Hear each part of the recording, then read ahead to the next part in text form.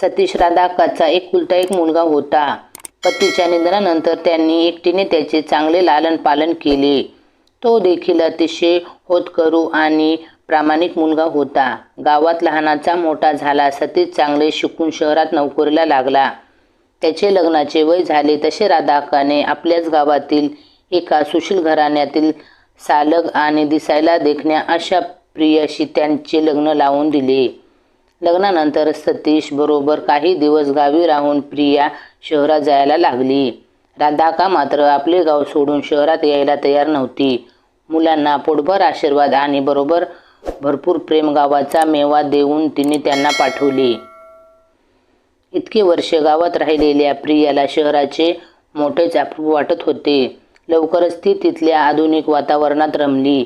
हळूहळू प्रियाला इकडे राहणीमान वेशभूषा आवडू लागली. आपल्या शेजारच्या घरातील आर्थिक सुबत्ता बघून आपल्याकडे पण या सर्व सुखसोयी असाव्या असे तिला मनोमन वाटत असे. परंतु सतीशच्या जेमतेम पगारात हे सर्व त्यांना शक्य नव्हते याची तिला पूर्ण कल्पना होती. त्यासाठी त्याच्याकडे कधीही तिने हट्टाच धरला नाही. पण आपल्या परीने प्रयत्न मात्र चालू केले. गावी असताना ती शिवणकाम विणकाम खूप करी आणि त्यात तिचा हात कोणी धरू शकत नसे. आपल्या या गुणांच्या आधारावर तिने मग इथे घरच्या घरी शिवणकाम चालू केले आणि हळूहळू तिचा छान जाम बसला आणि तिला कामाच्या ऑर्डर्स मिळू लागल्या. आणि मग एक एक पैसा जमवून तिने मोठ्या आवडीने आपला संसार सजवला. तिच्या या गुणाचा सतीशला फार अभिमान वाटे. दोघेही मोठ्या गुणागोविंदाने आपल्या नव्या नवलाईचा संसार करत होते. काही महिन्यात त्यांच्या या संसार वेलीवर एक गोंडस फूल फुलले. बाळातपणासाठी गेलेली ती बाळातपणानंतर काही महिने माहेरी राहून मग बाळाचे बारसे आटोपून आपल्या गोड परीला घेऊन ती राधाका बरोबर आपल्या शहरातल्या घरी आली. दोघांचा तो छान सजवलेला संसार बघून राधाकाला खूप आनंद झाला. बाळ जरा मोठे होईतोवर त्या तिथे राहिल्या आणि मग परीचा पहिला वाढदिवस साजरा करून त्या मोठ्या समाधानात आपल्या गावी परतल्या. सतीशला नेहमीच आपल्या गुणी बायकोचे खूप कौतुक करत असे. किती पटकन तिने स्वतःला इथल्या वातावरणात समजावून घेतले आणि सगळ्यांशी छान जुळवून घेतले होते. शिवाय थोड्याच दिवसात स्वतःचा छोटा व्यवसाय देखील चालू करून आपले छोटेसे घरकुल छान सजवले होते. आजवर तिने त्याला काहीही मागितले नव्हते.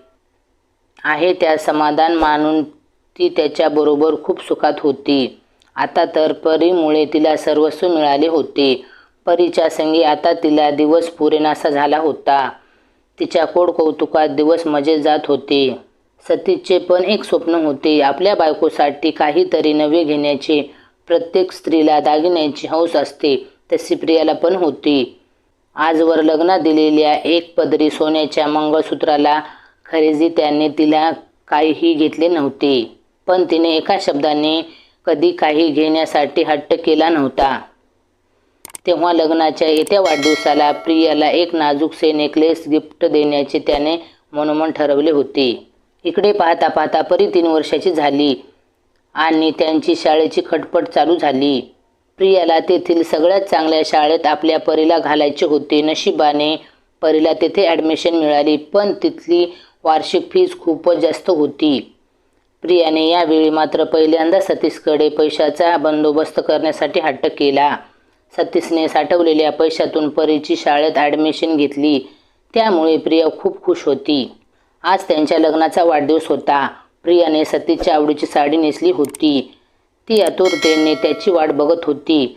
संध्याकाळी सतीश ऑफिसमधून आला आणि तिने दार उघडताच टवटवीत मोगऱ्याचा सुंदर गजरा हळूच त्याने तिच्या केसात माळला आणि म्हणाला, प्रिया, तुझ्यासाठी नेकलेस घेणार होतो गो, पण नाही जमले. आज तुला द्यायला माझ्याकडे काहीही नाही.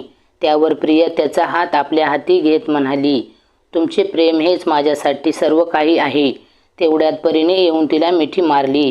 तिचा तो परिस्पर्श होताच प्रिया तिला बिलगत म्हणाली, हाच तर माझा सर्वात मौल्यवान दागिना आहे तुम्ही दिलेला. याची सर तर कुठल्याच दागिन्याला नाही.